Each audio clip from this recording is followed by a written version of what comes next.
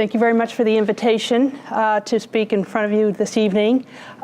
Before I begin, though, I have to ask you all a favor, not to tell my mother and father that I'm here.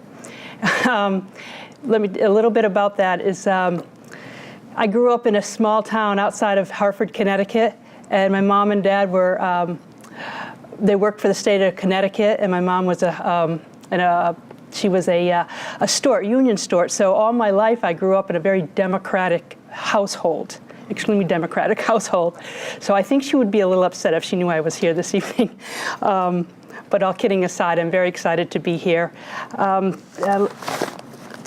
I'm going to talk a little bit about the election, some election law that happened in the past and that's now going forward, and also some bills that are up in Concord that are being heard through committee. And I've been up there testifying for or against some of these bills. Before I do that, though, I do want to tell you a little bit about myself, in case you haven't known. I'm the town clerk here in Bedford, been here for about 10 years. And right from the very first year in 2008 was when I was elected, is when I started getting involved with legislation. And it was a very interesting story how I got involved, and I'll tell you a little bit about that because I'm somewhat proud and how it all happened. In 2009, there was legislation introduced to appoint town clerks.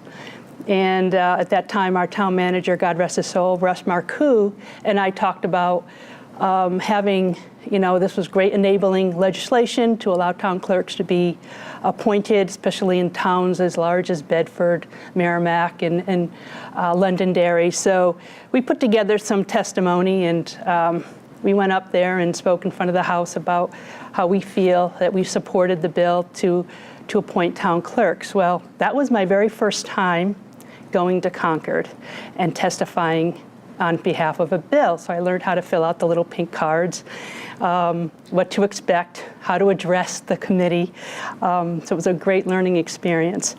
But what I didn't know at that time was, as a town clerk, there was a committee that I was involved with. It's called the New Hampshire Town Clerks Association. And that association was in opposition of the bill.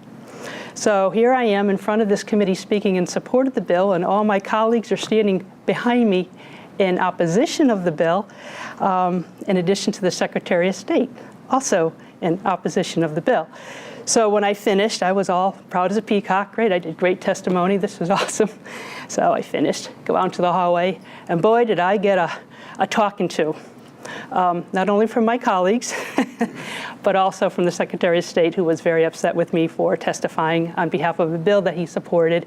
And that was my first introduction to Secretary Gardner. And we've had a very special relationship ever since, I might add. And I think he'd be happy if he heard me say that. So it didn't steer me away from getting involved with legislation. As a matter of fact, that following year at the conference, they appointed me as a chairman of the legislative committee. I think they wanted to keep a hold of me and make sure that I was doing what the legislation or what the association wanted. So I think that was my first introduction to being a chairman of the legislation and learning how it all works. So with that said, the past 10 years I've been very involved with some of the bills that have been up there, and it has really opened my eyes to the political climate, you might say.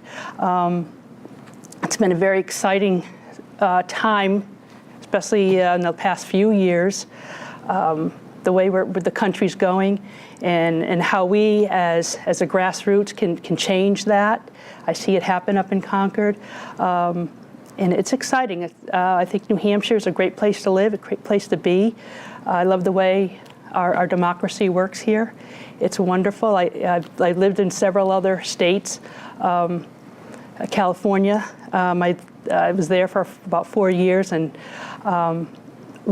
very different from New Hampshire. And I was in there, just to go back a little bit to California, from 1985 to 1990 I was there, and that was a time when a lot of immigration was coming in, and I worked in higher education, San Diego State University, and not only at the higher institution, but I was also in student affairs. So we were drilled, we have to accept everyone, and in being, it wasn't a melting pot. And I remember this distinctly learning back then it's a melting pot. But that's not what we were taught. We were taught it was a salad bowl, and everybody's differences were to be celebrated separately and not to be melded into one big melting pot. So that was interesting. I learned that perspective, and then bringing it back here. So I feel like I have a broad a view of the way the world works. So growing up Democratic, being involved with New Hampshire, which really sees both sides, but to me, I think New Hampshire is a very conservative state, and I'm very proud of it. So going back to some of the legislation, as you might remember, last year there was a bill, a very controversial bill, called Senate Bill 3. Senate Bill 3 is what I call, and I know there's some representatives out there, but I call it a feel-good bill.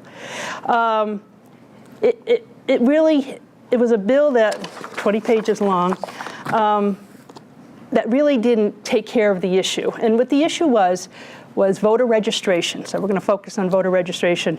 As you know, in New Hampshire, you can register to vote on the day of the election. And if you come into the polls and you register to vote and you don't have any proof of identity or domicile or anything, you can walk into the polls and you can fill out the registration form, no questions asked. You also need to fill out an affidavit, a domicile affidavit. And at that point, your registration gets accepted, you're handed a ballot, and you actually vote. So there was some concern that there might have been some voter registration fraud going on. So the legislators got together and put together this Senate bill, which they thought would take care of the problem. I'm not sure it really took care of the problem. It just added a lot of work for the town clerks.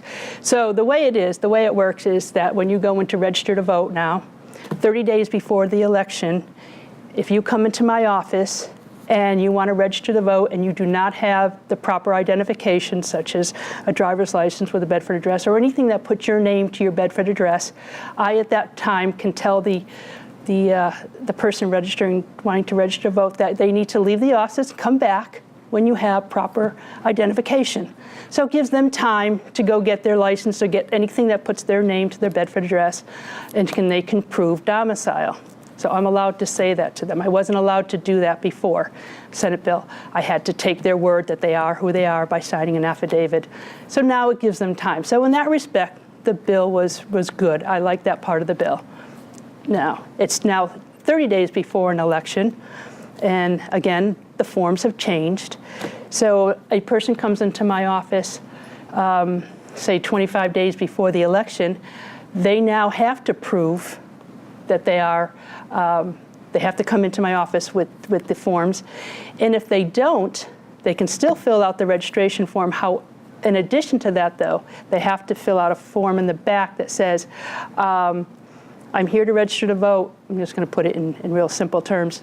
But I will come back and bring back the forms. I will come back to your office and bring back the form. I have up until 10 days after the election to prove that I am domiciled.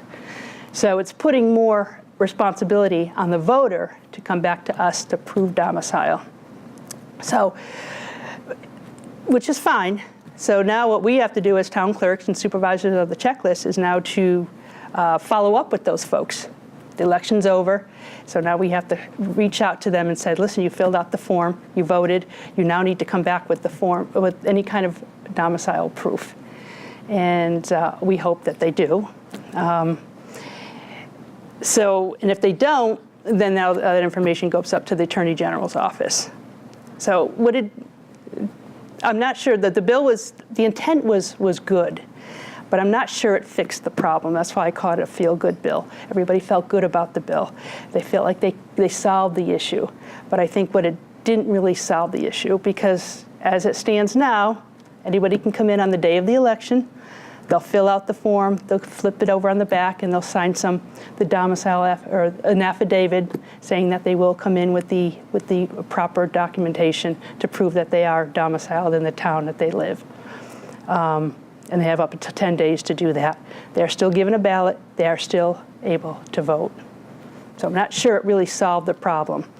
But we shall see. In the cities, in the fall was the first time this bill was enacted. And speaking to my colleague over there in Manchester, he didn't run into any problems. So we're hoping now that the towns in March will be the first time that we use the bill and we use the registration forms. Fortunately in Bedford, I've got to tell you, I've been here for 10 years, we don't really get a lot of people that come in to register to vote without proper documentation. Everybody seems to come in with the right forms. So as far as voter registration fraud in Bedford, I've been here 10 years and I've never seen it. We did, however, have one incident where there was a campaign worker from another state who was unable to vote in his state and wanted to vote here in New Hampshire. And we were told by the Secretary of State's office that he was allowed to vote, given that he gave us a Bedford address. So that was the only time that we as the supervisors and myself, really struggled with this way of registering people to vote. Not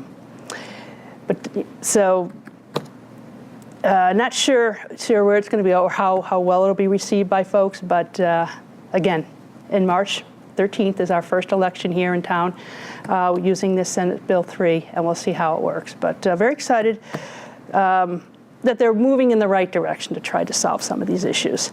Not sure it's the end all, but it certainly is a step in the right direction.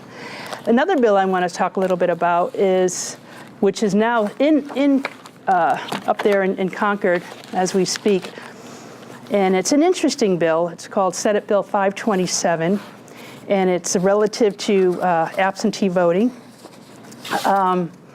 Again, this bill was introduced to Congress based on a lawsuit that's happening up there. And apparently in one town, there was a challenge. Well, let's step back a little bit about absentee voting. At the polls, absentee ballots are opened. And the moderator oversees that with several ballot clerks. The way it works here in Bedford, not how it works in every other town, but we actually have a team. We slip open the ballot. We look at the application. Anyone who wants to file an absentee ballot has to fill out an application. In addition to doing that, they hand in their ballot and they put their ballot inside an affidavit envelope. The signature on the application has to match the signature on the affidavit envelope. And these are, during the election, on the day of the election, they're opened, and we open them at 1 p.m. We make the announcement, and the team will go through these absentee ballots, and they will compare the signatures. If they match, the ballots are put in a pile, and they're counted. If the signatures do not match, they're put in a separate pile, given to the moderator to make the final call. So our moderator, who's the chief election official in the town, will compare the signatures, and he will make the call whether or not the signatures match. Now, there's several reasons why they don't match. When they filled out the application, they could have, their signature might have been wrong, or they thought it was more formal, and then when they did the affidavit, they just did it quickly. I mean, there's several reasons, and it's not the best way to compare, but based on the criteria that we have, it's all we have to work with. And some of these affidavits come back with no signatures at all, so we can't accept the ballot. So apparently there was somebody challenging that particular law, and there's a lawsuit. So then they introduced 527. And what 527 is it's a very, let's just say, complicated law. It's now allowing, it's allowing the town clerks at this point, when absentee ballots come in, we can open them up, look at it, and if we feel, and this is simply in a nutshell, if we feel that the signatures match, we put them in a pile, and on the day of the election, they'll be counted. No longer will it be done in public. It'll be done in our office, and we can compare the signatures. If they don't match, the town clerks have to make one attempt to reach out to the person and tell them that their signatures are in question or missing or whatnot, so that the person has an opportunity to come in again to sign or to show some proof that they are who they are, and they can complete the process so that their ballot counts. I guess the biggest thing I have in opposition of this bill is the fact that you're taking away the transparency that I believe so strongly about when we do this in public, opening up these ballots in front of the entire public to watch. And on big elections, like in 2016, we certainly had a lot of people from the different parties come and watch the process, which I was very proud about. And our moderator took it one step further, and he actually showed the people, well, we can't count this ballot because the signatures don't match. And they were in agreement to it. So I thought it was a very nice process the way we do it, very transparent. Nobody's hiding anything. The envelopes are slid open right there in front of everyone. Now this bill is allowing the town clerks to do it in their office so that we can be proactive and help those people who don't have the proper signature. So at this point, they had a hearing last week. I didn't testify because I wanted to hear what was going on, and the Secretary of State is in support of the bill because they're the ones who are getting sued by the Civil Liberties Union. But so they're in support of this bill because they want to make sure that they can protect their interest in it. So, and I understand that and I get that, but I worry about the transparency from the bill. So I did put some written testimony.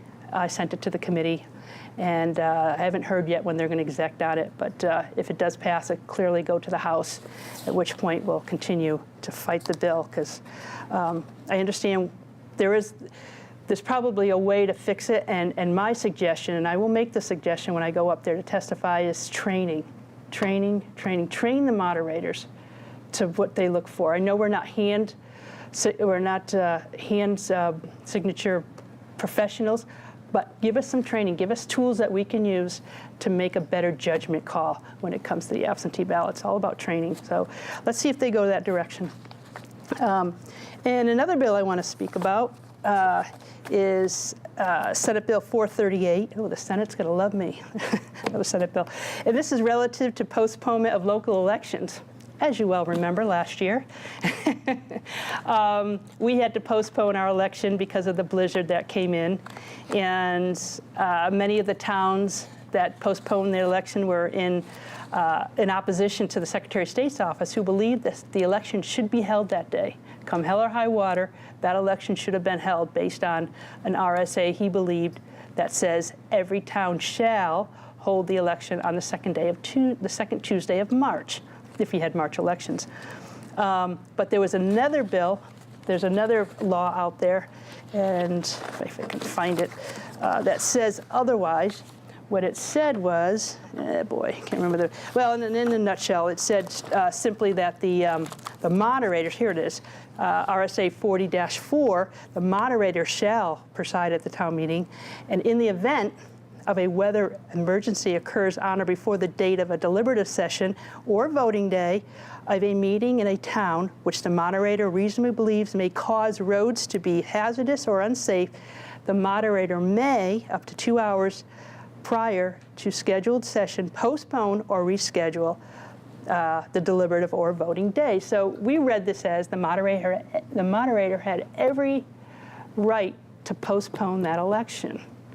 Whereas, I think it was Bill RSA 659, nope, let me go back a little bit. RSA 669:1 election dates says all towns shall hold an election annually for the election on the second Tuesday. So there was definitely some conflict within the two bills. I mean, the two RSAs. So there's a bill up there now to. If there's that bill I mentioned, 438.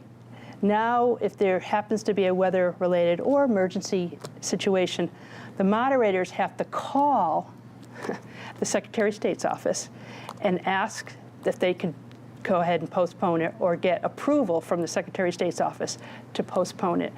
So I did testify on this bill because I believe in local control, and this bill takes that away from the localities and then puts it back onto the state. So I don't believe that should happen. Because we are a local election, the state pays no money towards this election. It's all done with local funds. We should have the right to postpone it if we need to and not have the state make that call. So that bill is going to be exec'd at some point in the future, hopefully in the next couple of weeks. And if it does pass, it'll definitely go to the House, and we'll go up there and testify that. So again, Yeah, that one was near and dear to my heart. I truly believe that local elections belong at the local level and not at the state level. Let's hope we never have that situation again. But if we do, it belongs at the moderators and not at the Secretary of State's office. The state and federal election, that's clearly up to the Secretary of State's office to make that call, and we all get that. So let me think. I think I hit on all the bills that I wanted to talk about tonight.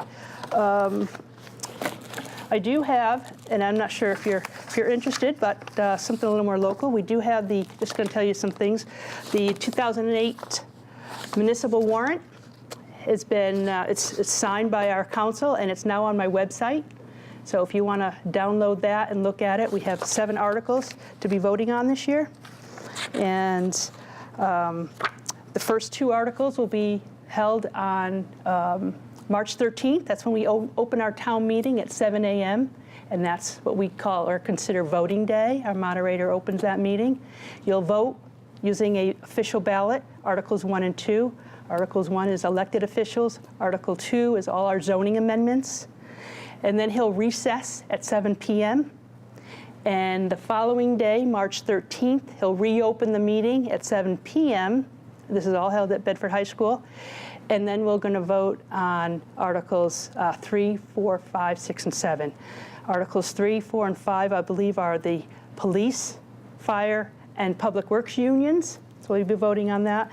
And then the other article, I believe, is on some capital reserves. And then finally, the big article. Article 7 is the town operating budget. And this year we're looking at $30,333,980 on the town side. So a far cry from when we were counselors, huh, Dave? Yeah. So, and that's not including the school, which they had the deliberative session, and I think theirs is somewhere in $72 million. So it's going to be an interesting year for the tax rate, especially when we had the reevaluation. So it's that there is on my website. If you want also on my website, I posted the sample ballot. It's on there, so if you want to take a look at who's running, very excited about the town council seat. Usually in the past, it's usually 2, maybe 1 person, 2 people running, maybe 3 if there's 3 seats. This year we have 6 people running for 3 seats. Back in the day when I ran, that's how it was always running against somebody. So we're very excited about the race. And on the school side, there's 4 or 5, I can't remember, for 2 seats. Is it 5? 4 people for 2 seats. There you go, I couldn't remember. So there's going to be a race there. So that's good. I think I covered everything, I'm not sure. Hopefully, are there any questions? Can I take questions? Lori, thank you for coming out tonight. Welcome. You mentioned on Senate Bill 3, I had a follow-up question. You said that it was sort of, I forget how you described it, but not that effective is the way I interpreted it. Is that because it still allows people to vote and come back later? I was wondering what gave you cause for that opinion. Are they allowed to vote? Are they allowed to register, you mean? Register or vote? Register on the day of the election? Well, they can register on the day of the election, but if they don't have the appropriate credentials, they can still vote. The vote gets counted, and then they can come back anytime to 10 days. Yes.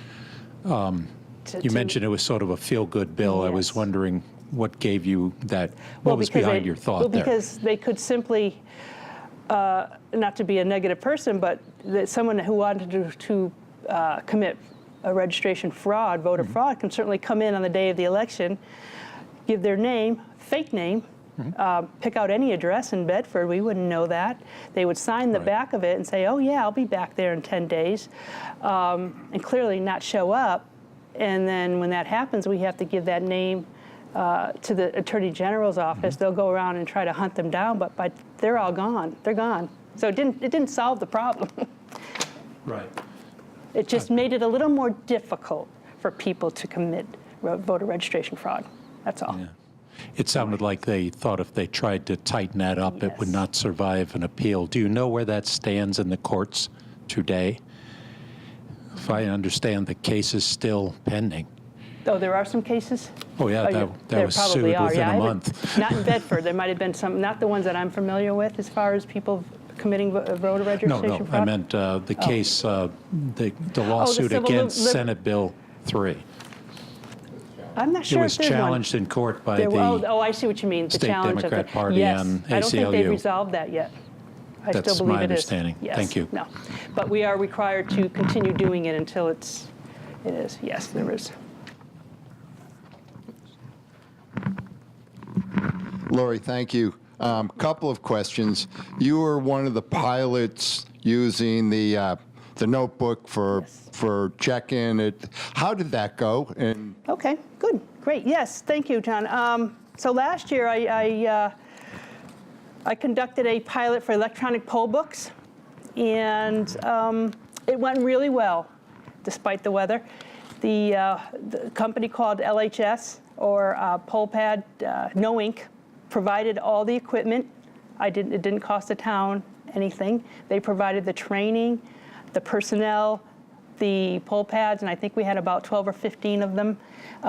When we ran the pilot, we had to do it in addition to the check-in books, so it was a little cumbersome, but I wanted to see how they work. What I wanted to do was bring to light how powerful these books were and how fast it made voter check-in. So if you remembered, if you were there at that day, we'd had one table with the books and one with the poll pad, almost similar to this, and this system took almost nanoseconds, seconds to check someone in. By the time that happened, this person's still flipping in the page and trying to find the name. So we were really able to show the fact that these are much better, much more efficient on checking people in. So where is it now? I know you're going to ask that question. Where are we with that? That's a great question. Yes, there was legislation last year to allow towns and cities to use poll books.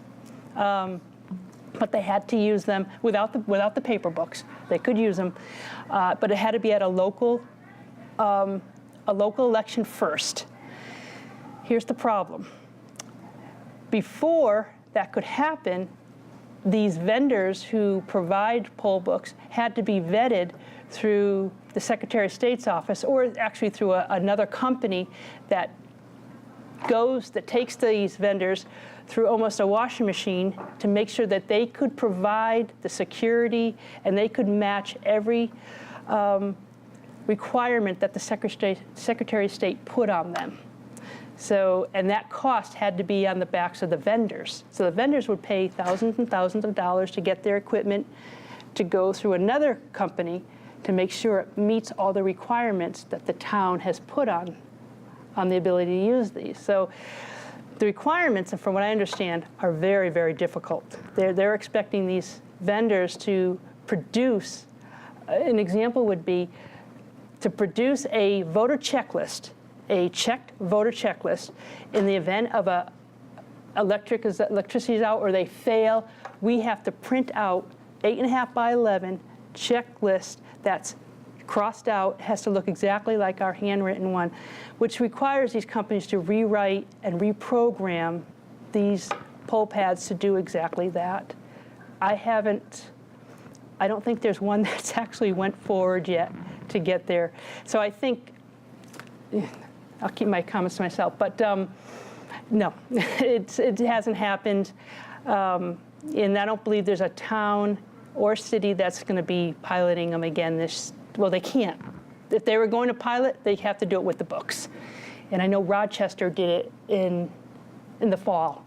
They did use another vendor, and they did use the books with that. So.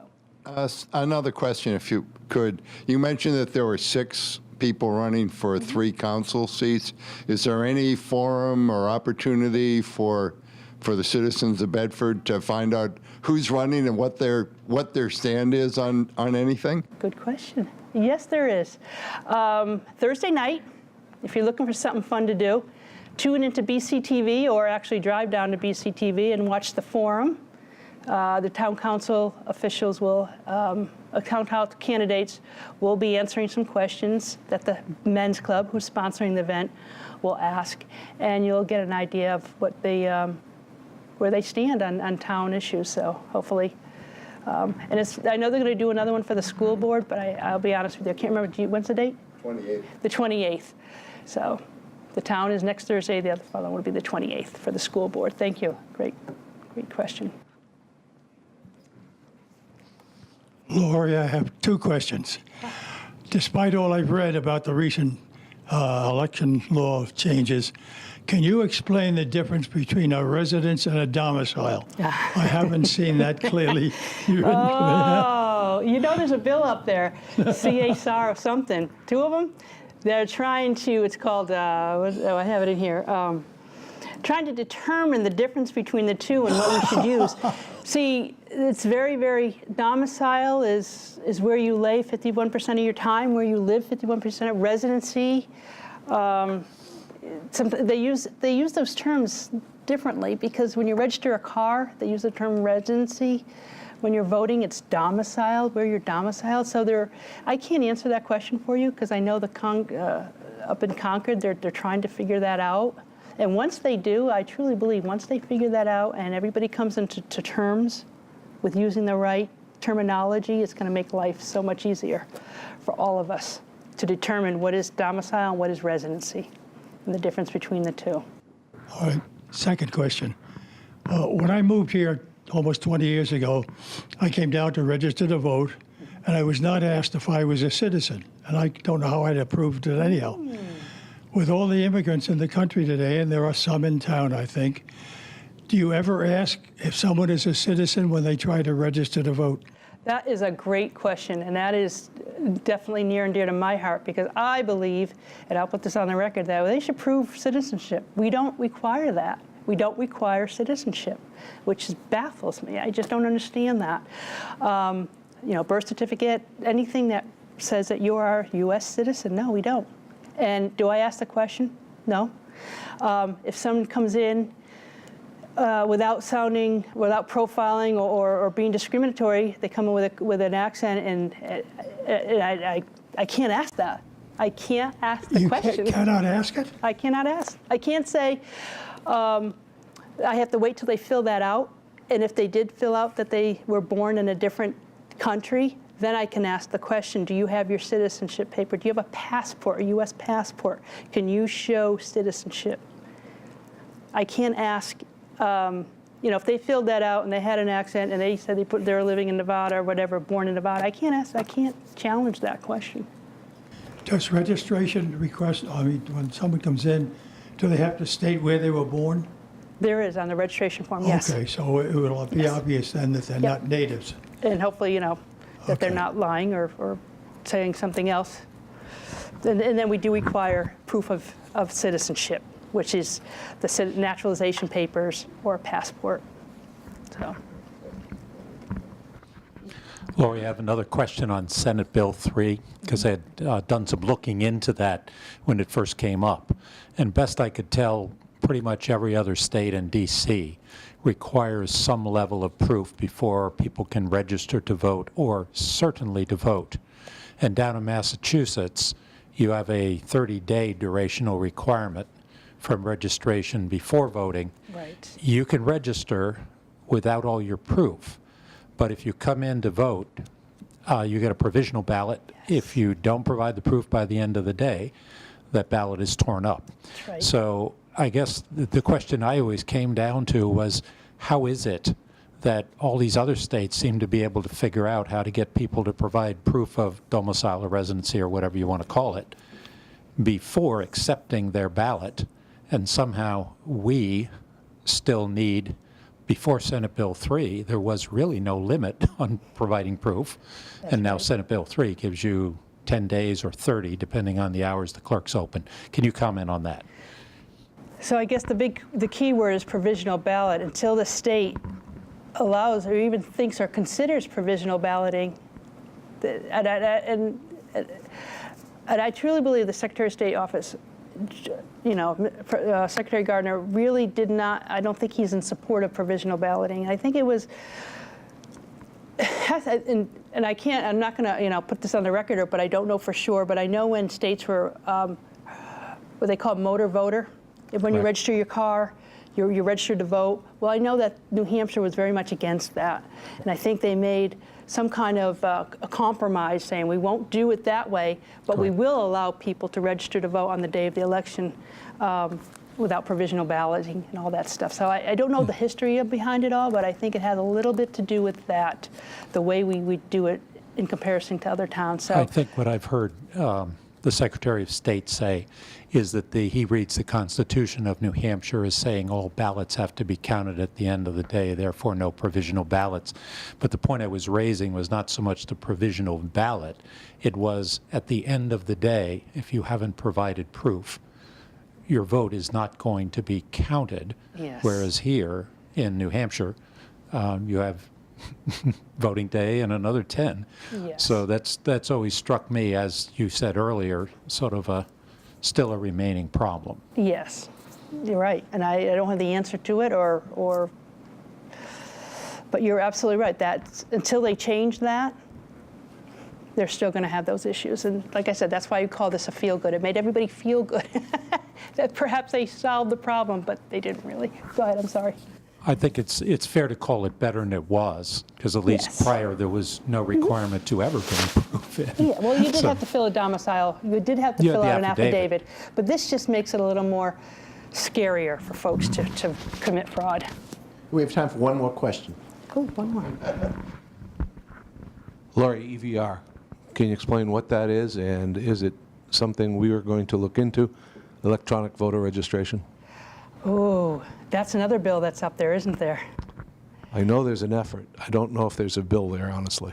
You know, I'm sorry, there. I don't know if there's a bill. I know that there's an effort Yes. to bring it about. I think there was a bill, and I can't remember. I should have looked on here. It might be ought not to pass. I'm not sure, but yes. How do I feel about it? I do not like it at all. I would never support that. What is it? Oh, what? I'm sorry. What is it? Oh, electronic. From what I understanding is you can register to vote electronic online. Is that the one we're talking about? That same one? Yes. So you would just, instead of coming into my office or a town clerk's office, you would register to vote online. And a lot of towns do that. I mean, a lot of states do that already. I don't know enough about it to really speak about it. I just know the concept right now in my mind, from what little I know about it, it scares me because I love the fact that people come to my office and have to register to vote. Is it convenient for folks? Absolutely not. Is it the way of the future? No, everything's always done online. I'm a big fan of technology. But until I learn more and until I understand that the process is safe, and then I really can't. At this point in time, I don't know if I can support it until I learn more, that I know that it's safe and that it covers everything like it does here in the office. So, and it's a great. It made me have to research that because I know in Massachusetts they do it, and I just wonder how they get around that and how it works. So, I don't know. Are you in support of it, or you don't know yet? I was the one who brought it to your attention, I believe. Back in your court. You're not playing, are you, Dave? Someone brought it to me, and I brought it to you. Yes. Yeah. Any other questions? No, Lori, thank you very much. Wow, We thank appreciate you. it. Thank you. My pleasure. Again, don't tell my mom I'm here.